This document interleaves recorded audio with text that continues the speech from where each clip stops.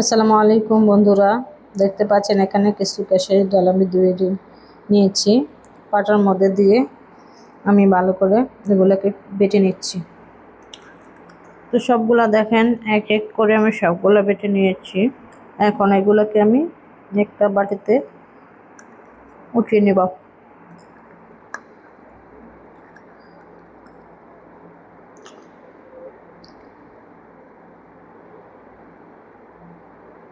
সবগুলো বাটা শেষ।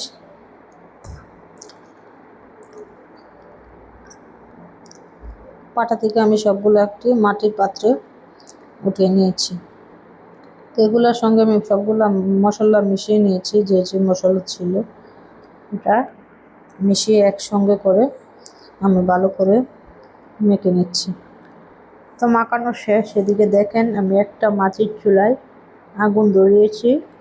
একটা ভিডিওতে দেখানো আছে আমার এই মাটির চুলাটা কিভাবে বানিয়েছিলাম।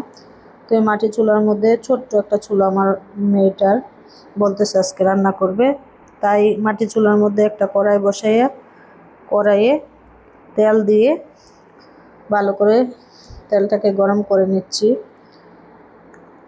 তেলটা গরম হয়ে গেছে। এখানে আমি দেখেন যে ডালগুলো বেটেছিলাম এগুলো মশলার সঙ্গে মিশে পেঁয়াজ দিয়ে পেঁয়াজও বানাচ্ছি। তো একটা একটা করে আমি দিয়ে দিচ্ছি বানিয়ে বানিয়ে। দেখেন কিভাবে মাটির চুলায় আগুন ধরতেছিল।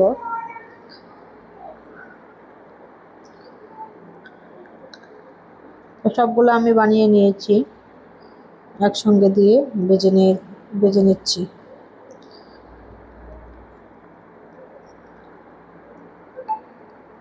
মাটির চুলাটা ছিল ভীষণ কাঁচা, সহজে আগুন ধরানো যাচ্ছিল না। তারপর আমার মেয়ের ইচ্ছা ধরে নিলাম। দেখেন এখন রাত হয়ে গেছে, মাগরিবের আজান পড়ে যাবে। তো আমি এগুলোকে বেজে নিয়েছি, পেঁয়াজগুলোকে বেজে নিয়েছি। দেখতে কতটা সুন্দর হয়েছে, একবারে কালার চলে আসছে। আসলে মাটির চুলায় যে কোনো জিনিসই রান্না করে খেলে অনেক ভালো লাগে। আবার দেখেন পেঁয়াজগুলা কত সুন্দর করে কালার আসছে। এদিকে আমি বেসনগুলো গুলিয়ে নিয়েছি। যেহেতু আমি পেঁয়াজু বানিয়েছি, বেগুনি না বানানো তো হবেই না। তো একটা ছোট চুলার মধ্যে একটা ছোট কড়াই একটা একটা করে আমি বেগুনিগুলো ভেজে নিয়েছি। তো লাস্টে একটা বেগুনি ছিল, দেখেন এটাকেও আমি তেল ঝরিয়ে আমি একটা প্লেটে উঠিয়ে নিলাম। তো দেখেন এই যে সবগুলো উঠিয়ে নেওয়া শেষ। এদিকে মাগরিব